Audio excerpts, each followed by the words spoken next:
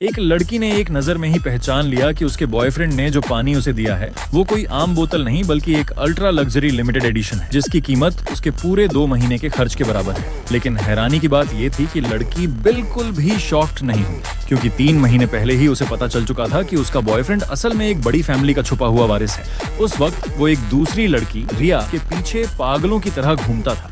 हर रात चाहे ठंड हो या गर्मी वो उसके हॉस्टल के नीचे जाकर प्रपोज करता, लेकिन रिया उसे हमेशा एक गरीब लड़का समझकर इग्नोर करती और अक्सर इस लड़की से ही कहती कि उसे भगा दे। तभी लड़की को लगा ये उसका मौका है। उसने हल्का सा मेकअप किया और उसके सामने गई। लड़का बारिश में भीग चुका था तो उसने उसे अपने छोटे से रेंट वाले कमरे में कपड़े बदलने के लिए बुला लिया।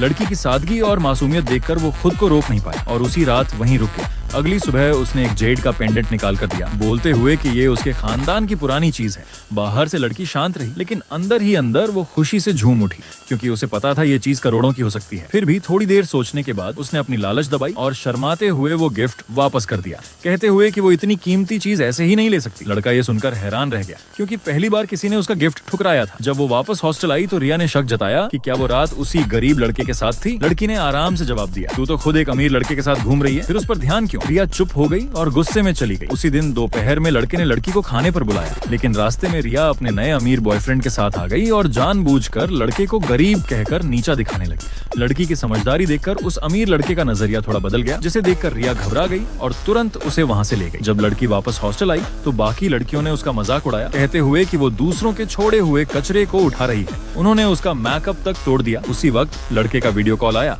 लड़की ने जानबूझकर अपने हाथ को कांच से हल्का सा काट लिया। नेक्स्ट पार्ट के लिए 50 कमेंट करो।